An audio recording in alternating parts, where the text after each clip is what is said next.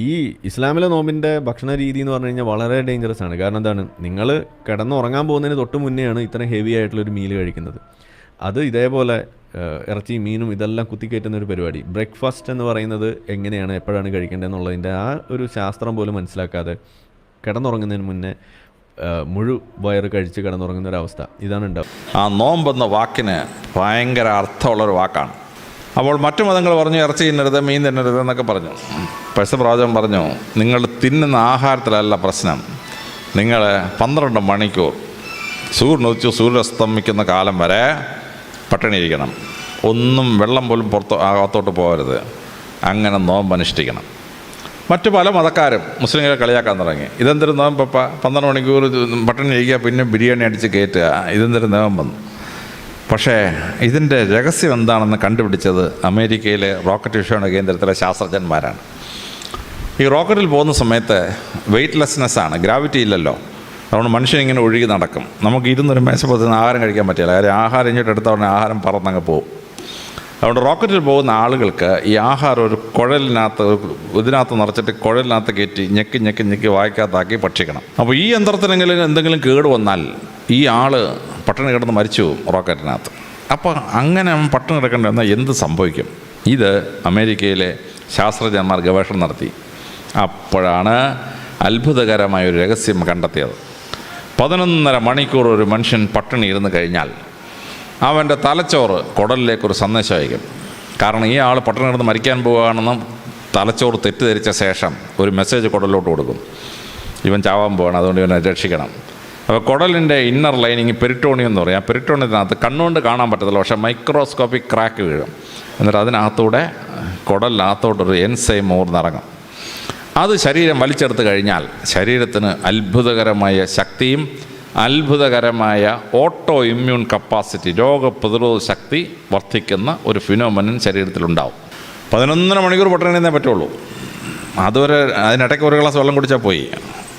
അപ്പോൾ അങ്ങനെ 11.5 മണിക്കൂർ പട്ടിണി ഇരിക്കുമ്പോൾ സംഭവിക്കുന്ന ഈ അത്ഭുതം അമേരിക്കൻ ശാസ്ത്രജ്ഞന്മാർ കണ്ടെത്തി. അപ്പോൾ ശരിക്ക് സൂര്യോദയം മുതൽ സൂര്യാസ്തമനം പട്ടിണി ഇരുന്നാൽ സംഭവിക്കുന്ന എന്തെന്ന് ചോദിച്ചാൽ, അവൻ്റെ ശരീരം പെട്ടെന്ന് ഈ ഓട്ടോ ഇമ്മ്യൂൺ സിസ്റ്റം അലർട്ട് ചെയ്യുന്ന എൻസൈംസ് കുടലിലേക്ക് ഊർന്നിറങ്ങും. അത് വലിച്ചെടുത്ത് കഴിഞ്ഞാൽ ആ മനുഷ്യന് രോഗപ്രതിരോധ ശക്തി വർദ്ധിക്കുകയും ഓർഡിനറി ഇൻഫെക്ഷൻസ് തടയാനുള്ള കപ്പാസിറ്റി കിട്ടുകയും ചെയ്യും. ഇനി അങ്ങനെയുള്ള കപ്പാസിറ്റി കിട്ടുന്നതിൻ്റെ ഭാഗമായി നമുക്ക് ചില പ്രത്യേക രോഗങ്ങളെ റെസിസ്റ്റ് ചെയ്യാൻ പറ്റും. അതിലൊന്നാണ് ക്യാൻസർ. ക്യാൻസർ എന്ന് പറഞ്ഞാൽ ഓട്ടോ ഇമ്മ്യൂൺ കപ്പാസിറ്റി കുറയുമ്പോൾ ശരീരത്തിലെ സെൽ ഡിവിഷൻ അൺകൺട്രോൾഡ് ആകുമ്പോൾ ഉണ്ടാകുന്നൊരു സംഭവമാണ് ഈ ക്യാൻസർ. ശരിക്കും നോമ്പ് നോക്കുന്നൊരു മുസ്ലിമിന് ക്യാൻസർ വരാനുള്ള സാധ്യത വളരെ കുറവാണ്. നിങ്ങൾ RCCയിൽ പോയി ഏറ്റവും കുറവ് ക്യാൻസർ വരുന്ന ആർക്കാന്ന് ചോദിച്ചാൽ ഡോക്ടർമാർ എപ്പോഴും പറഞ്ഞുതരും, നെറ്റിയിൽ താഴമ്പുള്ള മുസ്ലിം വളരെ അപൂർവമായിട്ട് ക്യാൻസർ പിടിച്ച് റീജിയണൽ ക്യാൻസർ സെൻ്റർ ചെല്ലാറുള്ളൂ. ഹെറിഡിറ്ററി ക്യാൻസർ ഉണ്ട്, തടയാൻ പറ്റത്തില്ല. അപ്പനും വല്യപ്പനും എല്ലാം ഒരേ ക്യാൻസർ വരികയാണെങ്കിൽ, സ്ത്രീകളുടെ പല തലമുറ ബ്രസ്റ്റ് ക്യാൻസർ വന്നുകൊണ്ടിരിക്കുന്ന തലമുറയാണെങ്കിൽ ആ ഹെറിഡിറ്ററി ക്യാൻസർ വരും. അല്ലാതെ ജീവിതചര്യ കൊണ്ടുണ്ടാകുന്ന ക്യാൻസറുകളുണ്ടല്ലോ, ആ ക്യാൻസർ വളരെ അപൂർവമായിട്ട് നെറ്റിയിൽ താഴമ്പുള്ള നോമ്പ് നോക്കുന്ന ഒരു മുസ്ലിമിന് വരികയുള്ളൂ.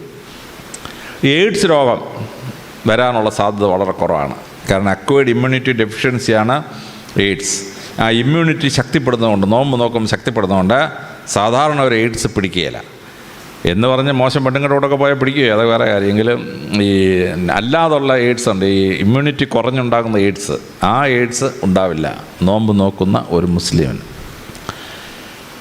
1400 കൊല്ലത്തിന് മുമ്പ് ഒരു MBBS പഠിക്കാത്തൊരു പ്രവാചകൻ എങ്ങനെ ഇങ്ങനൊരു മെഡിക്കൽ പ്രിൻസിപ്പിൾ കണ്ടുപിടിച്ചു? ഡോക്ടർമാർ അമ്പരന്ന് പോവുകയാണ്. അത്ഭുതകരമാണ്. എൻ്റെ വീട്ടിൽ എൻ്റെ ഭാര്യ കറക്റ്റ് റംസാൻ നോമ്പ് നോക്കും. മുസ്ലിമൊന്നുമല്ല, സത്യക്രിസ്ത്യാനിയാണ്. എൻ്റെ അനിയൻ ജേക്കബ് എഞ്ചിനീയറാണ്, നല്ല പോലെ റംസാൻ നോമ്പ് നോക്കും. എൻ്റെ അനുജൻ്റെ ഭാര്യ MD ഡോക്ടറാണ്, തിരുവനന്തപുരം സെക്രട്ടറിയിലെ ചീഫ് മെഡിക്കൽ ഡോക്ടറാണ്. പക്ഷേ കറക്റ്റായിട്ട് റംസാൻ നോമ്പ് നോക്കും. അപ്പോൾ എൻ്റെ ഭാര്യയും എൻ്റെ അനിയനും എൻ്റെ സിസ്റ്ററിലൊക്കെ നോമ്പ് നോക്കുന്നത് അതിൻ്റെ മെഡിക്കൽ തത്വം മനസ്സിലാക്കിയതുകൊണ്ടാണ്. മുസ്ലിങ്ങൾ ആഘോഷിക്കുന്ന സമയത്ത് തന്നെ അവരും നോമ്പ് ആചരിക്കാം. എനിക്കിത് ആചരിക്കണമെന്ന് ആഗ്രഹമുണ്ട്. പക്ഷേ 2-3 ദിവസം പിടിച്ചിരിക്കും, 4-ാം ദിവസം ഞാൻ കഴിച്ചു. എന്നെ കൊണ്ട് നിവർത്തിയില്ല, 12 മണിക്കൂർ പട്ടിണി ഇരിക്കാൻ വയ്യ. പക്ഷേ അതിൻ്റെ മെഡിക്കൽ പ്രിൻസിപ്പിൾ വളരെ ശ്രേഷ്ഠമാണ്. ഒരുപാട് ഹിന്ദുക്കളും മുസ്ലിങ്ങളും റംസാൻ നോമ്പ് നോക്കുന്നുണ്ട്. അതിൻ്റെ മെഡിക്കൽ പ്രിൻസിപ്പിൾ മനസ്സിലാക്കിയിട്ട് നടക്കുന്നൊരു സംഭവമാണ്. അപ്പോൾ പ്രാർത്ഥനയുടെ ഭാഗമായി നോമ്പ് ഫിക്സ് ചെയ്തപ്പോൾ പ്രവാചകൻ അത്ഭുതകരമായൊരു പ്രിൻസിപ്പിൾ അതിൻ്റെ ഭാഗമായി ചേർത്ത് നമുക്ക് തന്നിരിക്കുകയാണ്. ഈശ്വരവിശ്വാസവും പ്രാർത്ഥനയും വളരെ സിംപ്ലിസ്റ്റിക്കായി മനുഷ്യനും ദൈവവും തമ്മിലുള്ള ബന്ധമായി വ്യാഖ്യാനിച്ച് വിപ്ലവകരമായ മാറ്റം വരുത്തി പ്രവാചകൻ. നാലാമതായി പ്രവാചകൻ ചെയ്തത് മതപരമായ ആഘോഷങ്ങൾക്ക് കൊടുത്ത രൂപാന്തരമാണ്. ആണ്ടിൽ 2 ഈദ് വരും. ആ ഈദിന് ആഘോഷിക്കാൻ പരിശുദ്ധ പ്രവാചകൻ പറഞ്ഞു, ഒരു മൃഗങ്ങളെ നിങ്ങൾ എഴുന്നള്ളിക്കണ്ട, നിങ്ങളൊരു വെടിക്കെട്ട് നടത്തണ്ട, കരിയും കരിമരുന്നൊന്നും വേണ്ട. മൃഗങ്ങൾ എഴുന്നള്ളിക്കാനാണെങ്കിൽ പരിശുദ്ധ പ്രവാചകൻ ഉത്തരവിട്ടാൽ അറബി ദേശത്തെ ഒട്ടകങ്ങളെല്ലാം വരട്ടെ മാർച്ചിനെന്ന് പറഞ്ഞാൽ 15,000 ഒട്ടകം വന്നതിനായിരുന്നു മാർച്ചിന്. നമ്മൾ ആനയെ എഴുന്നള്ളിക്കുന്ന ഒട്ടകത്തെ എഴുന്നള്ളിച്ചൂടെ? പ്രവാചകൻ പറഞ്ഞു, മൃഗങ്ങൾ എഴുന്നള്ളിക്കുകയല്ല മനുഷ്യൻ്റെ ഫെസ്റ്റിവൽ. മനുഷ്യൻ്റെ ഫെസ്റ്റിവലിന് വെടിമരുന്ന് പൊട്ടിക്കുകയല്ല വേണ്ടത്. മനുഷ്യൻ്റെ ഫെസ്റ്റിവലിന് നിങ്ങൾ ഈദ് ആഘോഷിക്കണമെങ്കിൽ മധുരം ഉണ്ടാക്കി ആ മധുരം കൊണ്ടുപോയി അയലോകത്തെ ജനങ്ങളെ കൊടുത്ത് അവരെ തൃപ്തിപ്പെടുത്തി ഒന്ന് സന്തോഷിപ്പിച്ച ശേഷം നിങ്ങൾ വന്ന് നോമ്പാചരിക്കുക, ഈദ് ആഘോഷിക്കുക. ആ ഈദ് ആഘോഷിക്കുന്നതിൻ്റെ ഭാഗമായി മനുഷ്യർ ഈ മധുരം കൊടുക്കാൻ തുടങ്ങി. ഈജിപ്തിലും എത്യോപ്യയിലും ഒക്കെ മനുഷ്യർക്ക് മധുരം എന്നുള്ള വാക്കാണ് ഹലാവ. അവർ ഹലാവ ഉണ്ടാക്കി മനുഷ്യരെ കൊണ്ട് കൊടുത്ത് സന്തോഷിപ്പിച്ച് തിരിച്ചു വരും.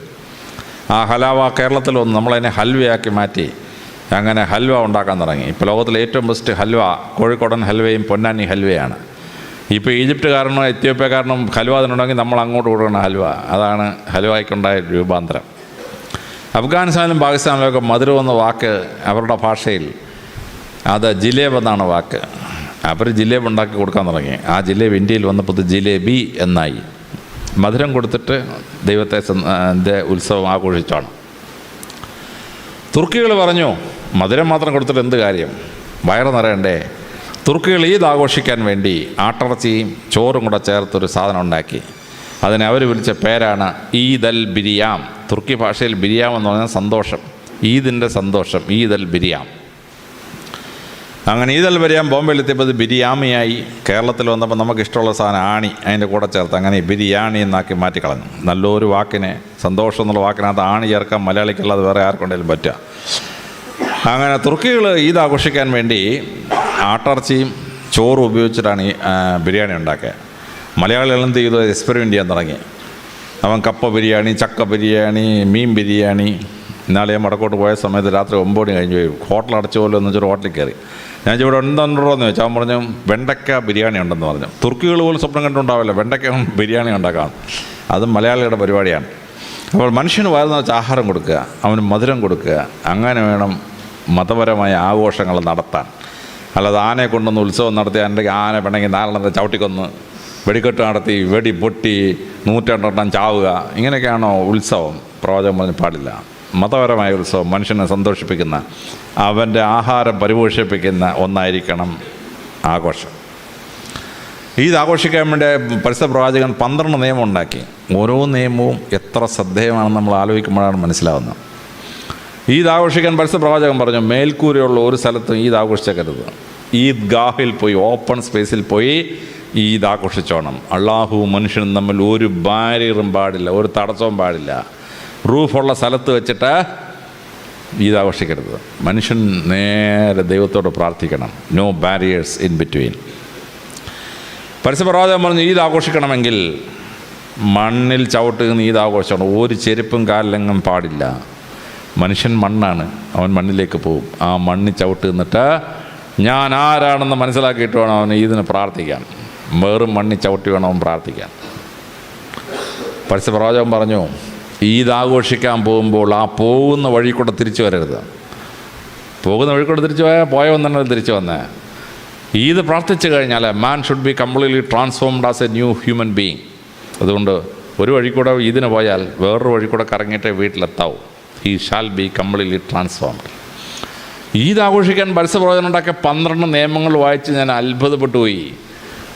എന്തൊരു ശാസ്ത്രീയമായ, എന്തൊരു ഒരു വ്യക്തമായ പ്രിൻസിപ്പിളിലാണ് ഒരു ഈദ് ആഘോഷിക്കാൻ പരിശുദ്ധ പ്രവാചകൻ ലോകത്തെ പഠിപ്പിച്ചത്.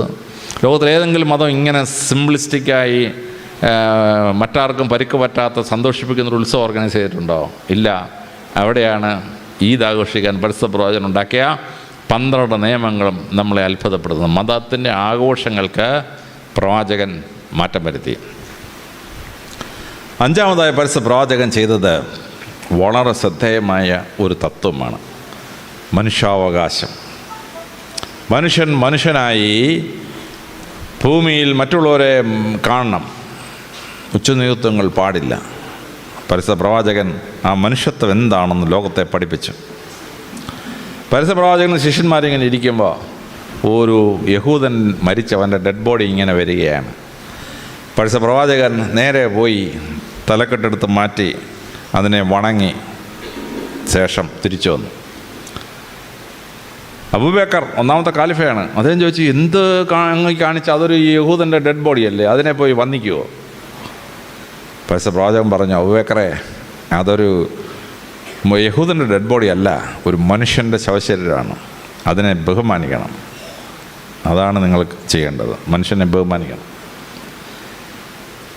ഇന്നൊരു ശവശരീരം പോകുമ്പോൾ ഒരു സബ് ഇൻസ്പെക്ടർ വണ്ടിയും കൊണ്ട് വന്നാൽ സബ് ഇൻസ്പെക്ടർ വണ്ടി നിർത്തി ഇറങ്ങി അതിന് ഉപചാരം അർപ്പിക്കും. വെട്ടി ഞുറുക്കി ഒരു ശരീരം കിടക്കുകയാണ്, ഞങ്ങളവിടെ പോയി ഇൻക്വസ്റ്റും പോസ്റ്റ്മോർട്ടം ചെയ്യാൻ ചെല്ലുമ്പോൾ ആദ്യം ഞങ്ങൾ തൊപ്പി പൊക്കി ബോഡിയെ വന്നിച്ച ശേഷം തിരിച്ച് തൊപ്പി വെച്ചിട്ടേ തുടങ്ങുള്ളൂ പരിപാടി. ശവശരീരത്തെ വന്നിക്കാൻ പോലീസിനെ പഠിപ്പിച്ചത് പരിശുദ്ധ പ്രവാചകനാണ്. പരിശുദ്ധ പ്രവാചകൻ തലക്കെട്ടെടുത്ത് ശവത്തെ വന്നിച്ചതാണ് പോലീസിനെ പഠിപ്പിച്ച സംഭവം. ബാച്ചുകളായുള്ള സബ് ഇൻസ്പെക്ടർമാർക്ക് ഞാൻ ക്ലാസ് എടുക്കുമ്പം ശവശരീരത്തെ വന്നിക്കാൻ പ്രവാചകൻ പഠിപ്പിച്ച എങ്ങനെയാണെന്ന് ഈ കേരളത്തിലെ മുഴുവൻ SI-മാരെ ഞാൻ ക്ലാസ് എടുത്തിട്ടുണ്ട്.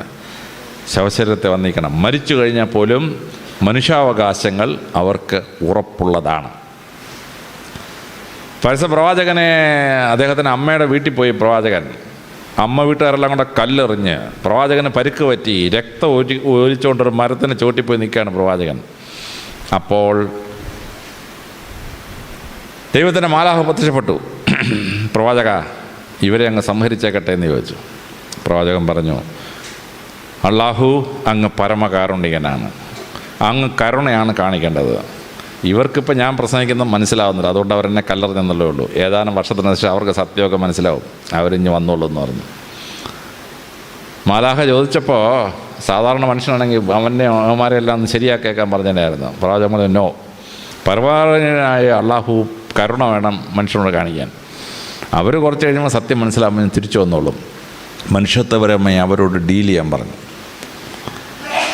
പരിശുദ്ധ പ്രവാചകൻ സ്വർഗാരോഹണം ചെയ്യുന്നതിന് മുമ്പ് ചെയ്തൊരു പ്രസംഗമുണ്ട്, ആരെങ്കിലും വായിച്ചിട്ടില്ലെങ്കിൽ അത് വായിക്കണം. മനുഷ്യത്വത്തിൻ്റെ പരമകാരുണ്യ ഭാവമാണ്.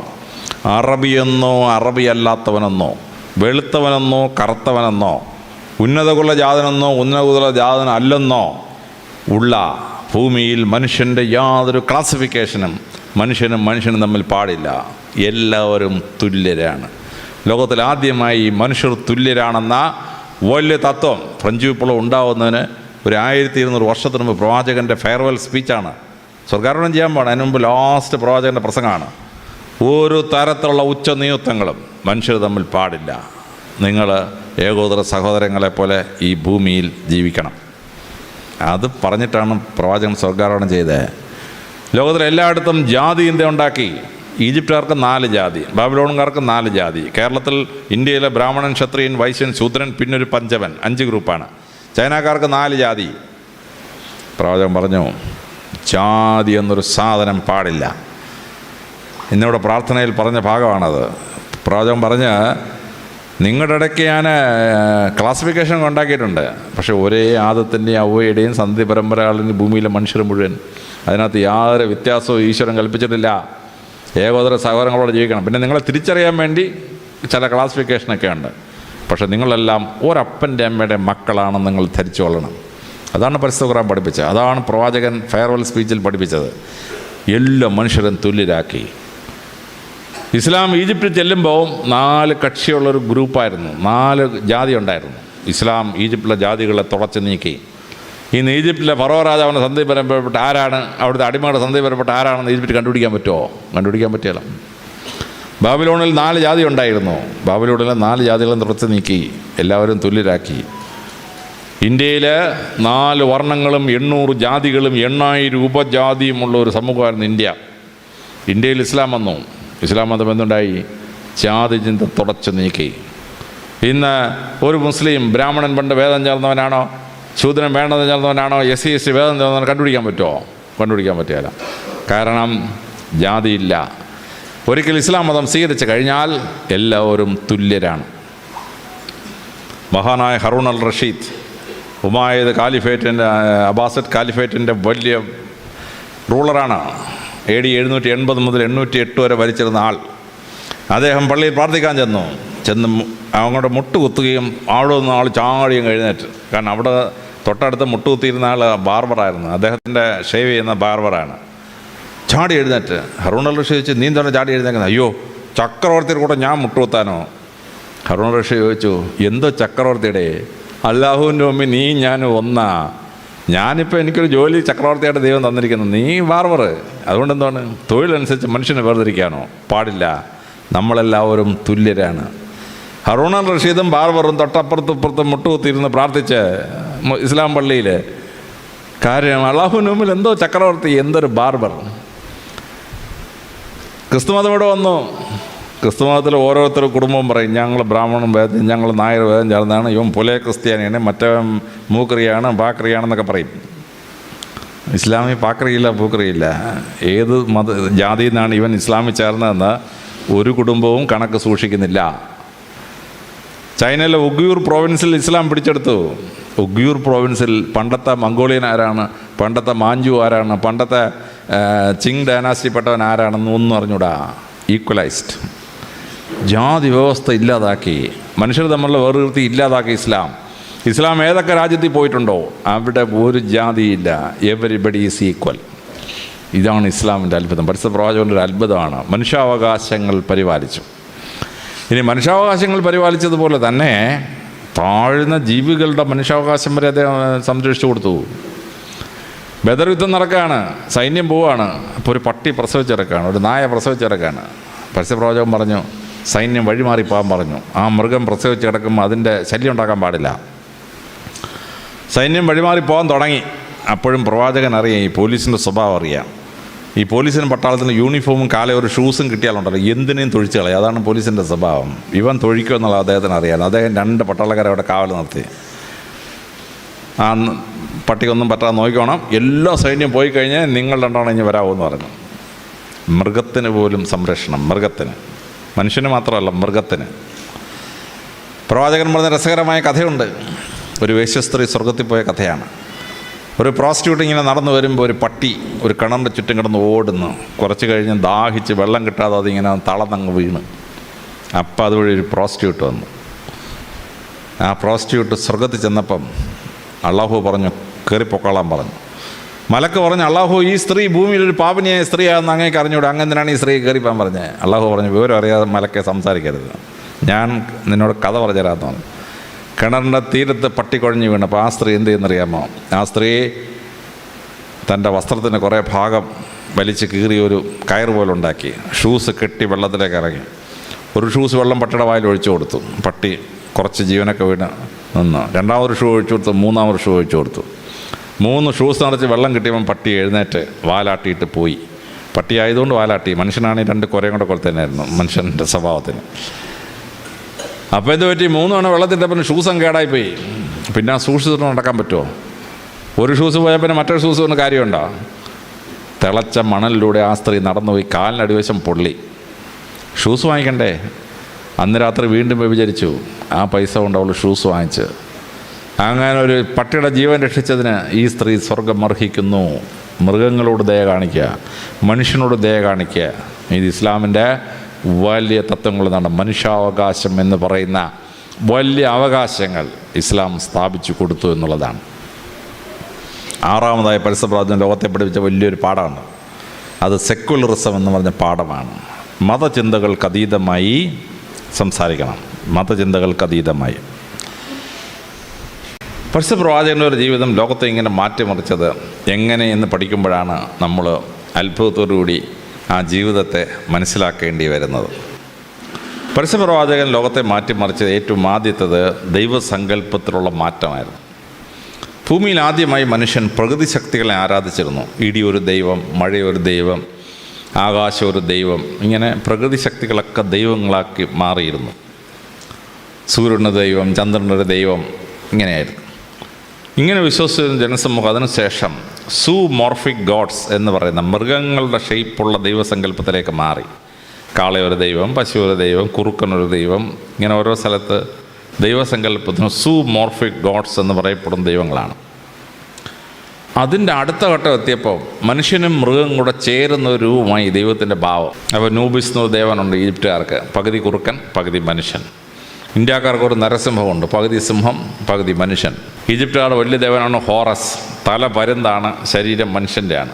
യൂറോപ്പിലെ പ്രസിദ്ധനായ ഒരു ദേവനുണ്ടായിരുന്നു കാസ്റ്റർ, തല മനുഷ്യൻ്റെയാണ്, ഉടൽ കുതിരയുടെയാണ്. നമുക്ക് തന്നെ ഗണപതി സങ്കല്പമുണ്ട്, ആനയും മനുഷ്യനും കൂടെ ചേർന്ന സങ്കല്പം.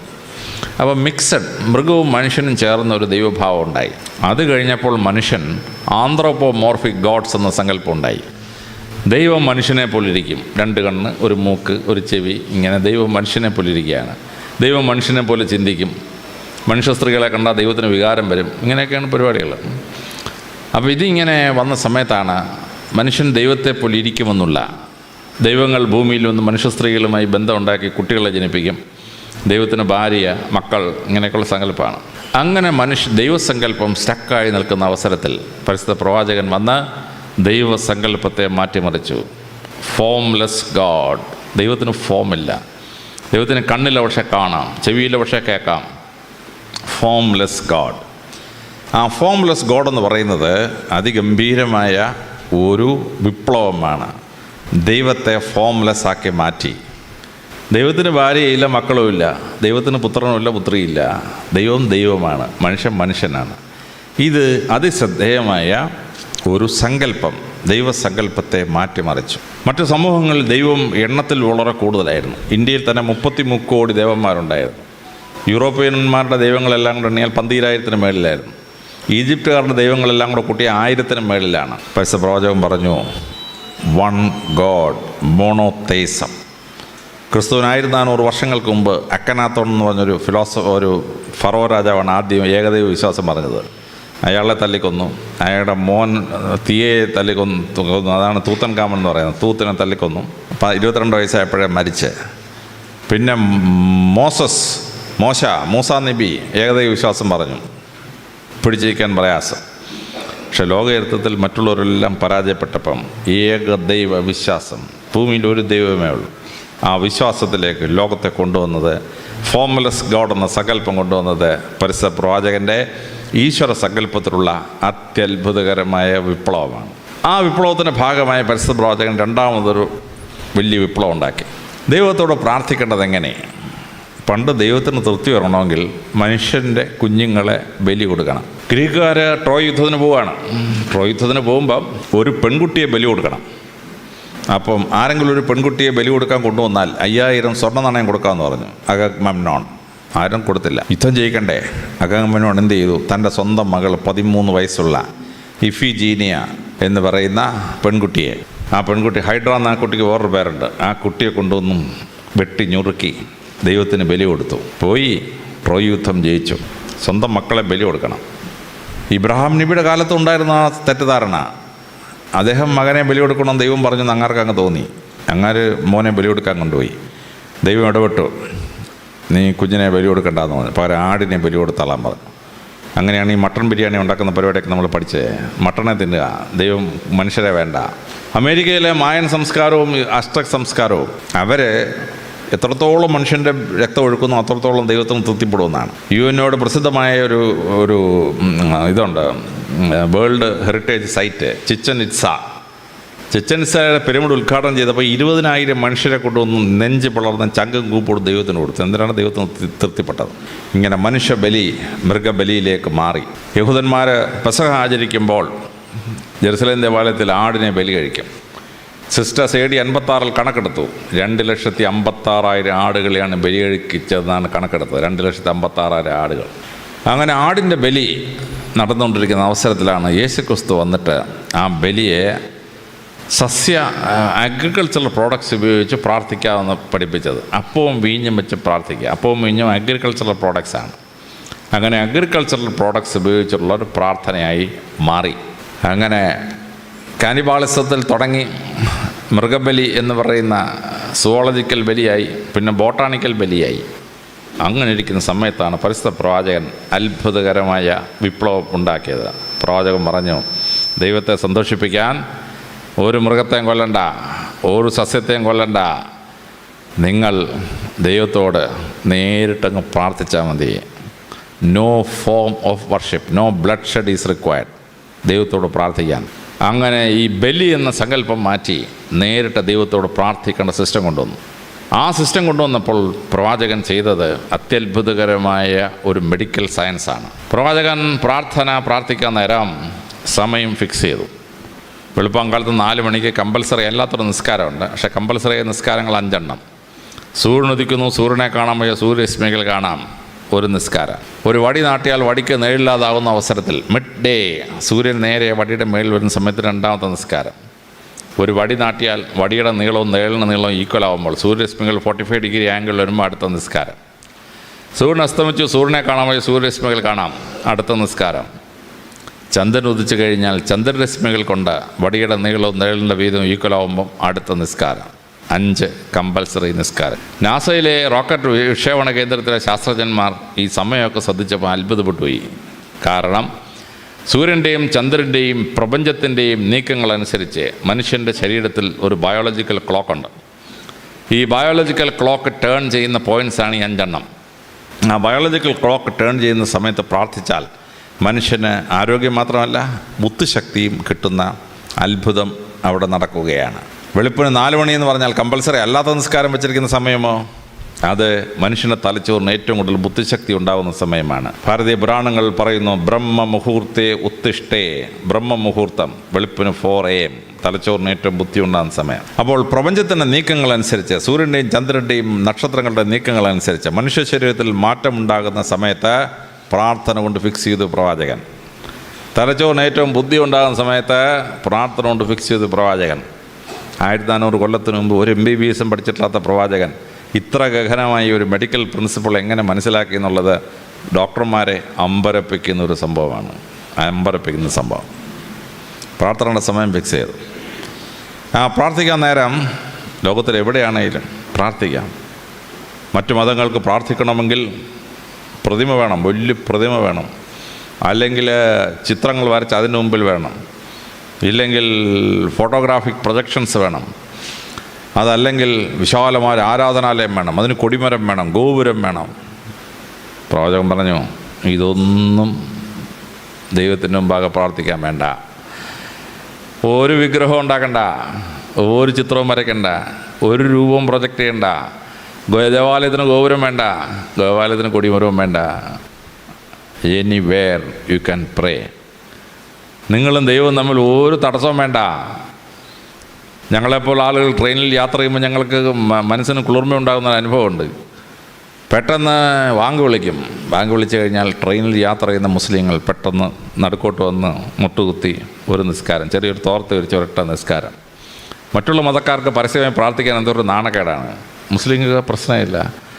ഓടുന്ന ട്രെയിനിൽ മുട്ടുകുത്തി നിസ്കരിക്കുന്ന മുസ്ലിമിനെ കാണുമ്പോൾ മനസ്സിൽ വളരെ സന്തോഷമുണ്ടാവും. ഈശ്വരനോട് പ്രാർത്ഥിക്കാം. ഒരു തടസ്സവും വേണ്ട, ഒരു മീഡിയവും വേണ്ട, ഒരു പ്രതിമയും വേണ്ട, ഒരു ചിത്രവും വേണ്ട. യു ക്യാൻ പ്രേ. ഇത് പ്രാർത്ഥനയുടെ വലിയ അത്ഭുതമാണ്. പരിശുദ്ധ പ്രവാചകൻ മനുഷ്യൻ്റെ പ്രാർത്ഥന അവൻ്റെ ജീവിത സാഹചര്യവുമായും പ്രപഞ്ചത്തിൻ്റെ സത്യവുമായും കൂട്ടി യോജിപ്പിച്ചു എന്നുള്ളതാണ് അതിഗംഭീരമായ പ്രാർത്ഥന.